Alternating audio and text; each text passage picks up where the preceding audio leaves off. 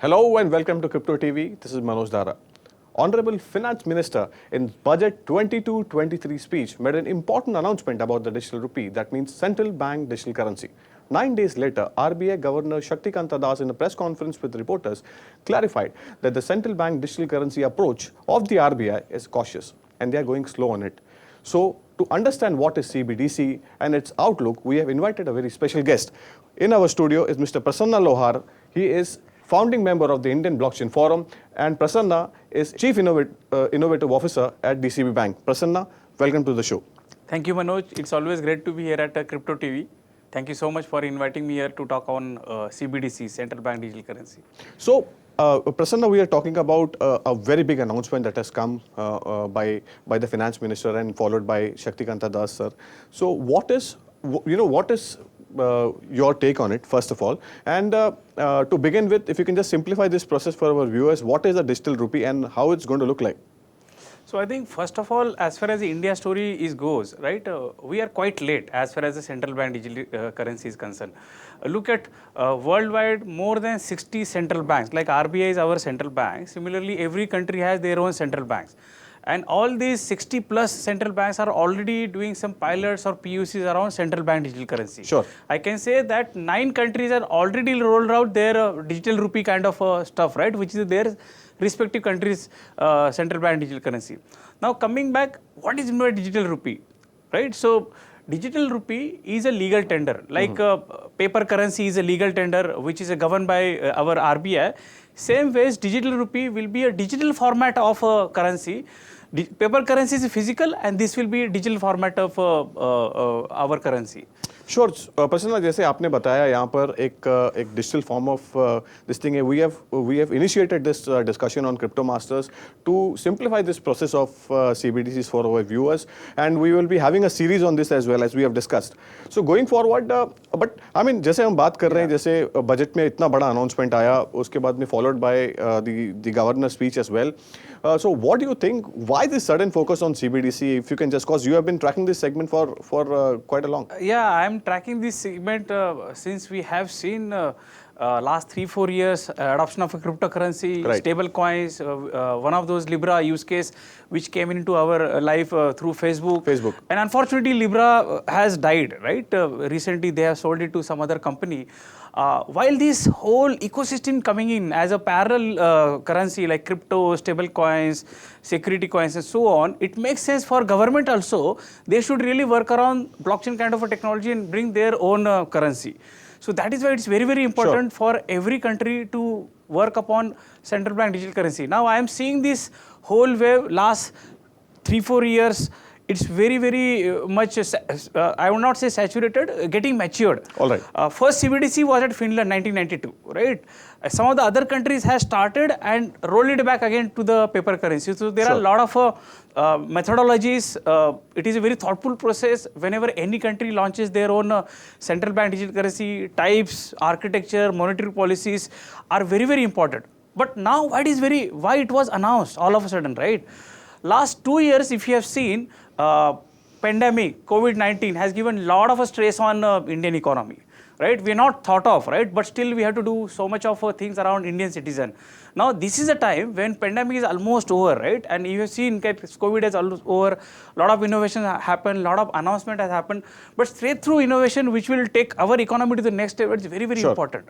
So Honorable Finance Minister, the way she has narrated budget at Budget 2022, I could see it was like a chief technology officer for a country, right? Announcing how technology should be utilized, say example drones in agri, how we can utilize AI, how we can utilize blockchain kind of technology, announcement of digital payments at every village. Every citizen should do digital payments. I think that is why it's very, very important. If you have to take Indian economy as a stronger economy, we need to rely on technology. Sure. And this budget was all around that.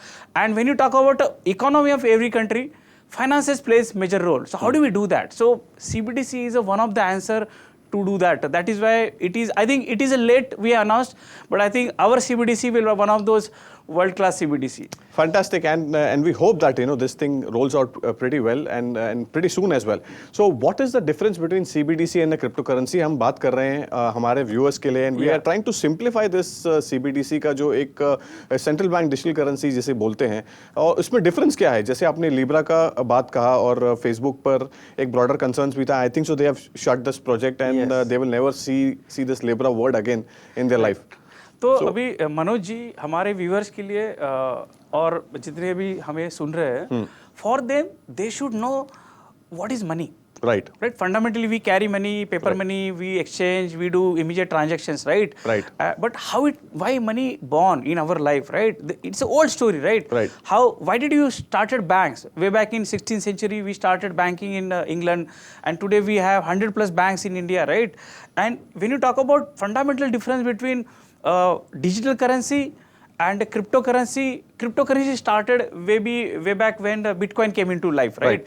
And Bitcoin came in when fundamentally world economy was going down. Sure. Right? Imagine Lehman Brothers Bank was showing one of those top-notch profits in 2007, and 2008 is vanished. Suddenly that is how banking we have seen. And last many centuries, if you see banking, you have seen many times in the world after World War 2008, where we needed some kind of a boost for a global banking. Sure.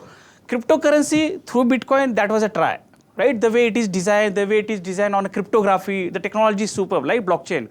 So now today, at the end of 2022, we have 17,000 plus cryptocurrencies, right? And there are various types of cryptocurrencies. Some of them are backed by some value, which is a Bitcoin and Ethereum, backed by some security value, like real estate can be tokenized through security tokens, utility tokens for some kind of a asset, right? So these are all virtual currencies, right? So, and those are not backed by any regulator. Although there is some regulatory push in many countries like Japan, you have a licenses for regulator. Switzerland has provided some crypto banking licenses. Fantastic. Australia, you talk about Singapore is one of the crypto hub. Dubai these days looking at how they can launch many more tokens for citizens.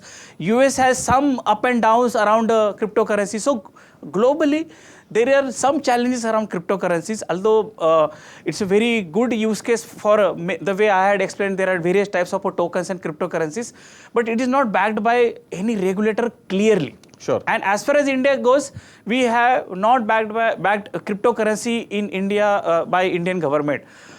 At the same time, when you talk about digital rupee, the one which is announced will be backed by our regulator. That is a fundamental difference, right? And it will be backed by, and we'll have a lot of use cases built on the same blockchain kind of a technology. Fundamentally, digital rupee can be built with or without blockchain. But the way we want to create a transparency of every transaction, the way we want to track every digital currency is owned by Manoj ji or Prasanna ji, right? How they are spending. So all the things are possible in digital rupee, which is not possible in a paper currency. So fundamentally, cryptocurrency is there. You can download wallets, you can utilize, but it is not backed by any regulator. Digital rupee will be backed by Indian government, right? So, and there will be many use cases which will be for common Indian citizens around digital rupee. So as we are discussing about CBDCs and its use cases, outside India as well, the proper implementation, as you have said, that will be the key for India. But going forward, since यहाँ पर एक बहुत बड़ा initiative लिया है Crypto TV ने यहाँ पर to educate our viewers about CBDCs, and this is the special segment series which we have started on Crypto Masters as well. So Prasanna, do you think that CBDCs will impact banks? What is your take on this? Absolutely. CBDCs will impact bank, but why CBDCs are coming, right? CBDC is governed by central bank. Say example, India, we have a Reserve Bank of India, which is a central bank. Sure. So bank account will be directly open at a central banks. They will not be open at a banks. Right? Fundamentally, that is a CBDC all about. Right? So they will create a value of a CBDC. They will say for this use case, CBDC will be implemented. Banks has its own role. The way we have seen our banking, you have a current account, savings account, lending, mutual funds, and so many other digital instruments to be worked upon. CBDC will have its own use cases, right? So could be for some commodity, could be for a peer-to-peer payment for a retail kind of a use case, or it could be for a wholesale wherein we can do a cross-border payment. We can see a bank-to-bank transfers. So there are various use cases of CBDC. Typically what happens in a current banking, the way we do, it has a lot of operational efforts, right? The transaction happens, say example on UPI, for Manoj, transaction happens immediately. Whenever you do the scan and pay on a QR code, right? But at the end of a day, during the day, there are a lot of settlement cycle does happen between banks along with a trusted agency, so-called NPCI, who has given a UPI kind of innovation to us. Similarly, Visa, MasterCard are the associations, are trust agency for many banks. So I think with the CBDC, fantastic, we'll do away with all these kind of intermediaries, and our banking will go to the next level. We'll be more profitable banking in India. So we are talking about profitable banking, and there is a match which goes since in a previous interaction with Mr. Barorkar of he was heading the SBI segment as the Chief Technology Officer that time. So he had mentioned on our interaction that SBI used to conduct roughly around 1 crore transactions. 1 crore transaction in a minute. Absolutely, yeah. So I mean, when we are talking about a centralized system, जहाँ पर 1 crore transaction तो already हो रहा है, CBDC का एक announcement आया था जहाँ पर there was a mention of blockchain technology. It will be used to roll out this thing. Can you just simplify this thing for our viewers? एक system है जो हमने इंडिया टेक्नोलॉजी ने डेवलप किया हुआ है और ये ब्लॉकचेन का एक अलग से अनाउंसमेंट आ रहा है. How will this change, the way we live? If you look at how technology is implemented, right? Although it will be a CBDC, central bank digital currency, we have seen UPI, right? It is also an outcome of our RBI vision statement, which was formed in 2013. All right. And what RBI said, we will deliver UPI by 2017, and they have done it. So best part of our RBI or our regulator is, it is quite intelligent, and they are technology savvy, and whatever they commit, they do it. Perfect. Right? Now coming back, if you see UPI, although it is among all banks, it is governed by NPCI, which is a central agency of RBI. Similarly, tomorrow CBDC comes, will not be by central bank. It will be some subsidiary or some kind of a unit who will take care of implementation of a CBDC through banks or through many other companies. Say example, recently RBI announced they will have a fintech unit dedicated for this kind of agenda, which will drive. There is another company called RBI Innovation Hub. Primarily, their agenda is also how India or how bank can adopt many more emerging technology like blockchain, AI, so that our more and more better banking use case we can adopt, right? So that's how we will implement. So there will not be any challenge or on the way you said, right? So many transactions on a central system. UPI is also a central system. And if you see last year and this year, transaction has gone multifold, 20 times, right?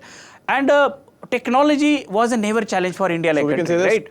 Pandemic infused digital adoption. Absolutely. That's what we Pandemic, have seen. and I think it has started through demonetization, and post demonetization there was a huge support from government of India through BHIM, UPI. Although UPI was created in April 16, but actual adoption has started start of 2017. Right?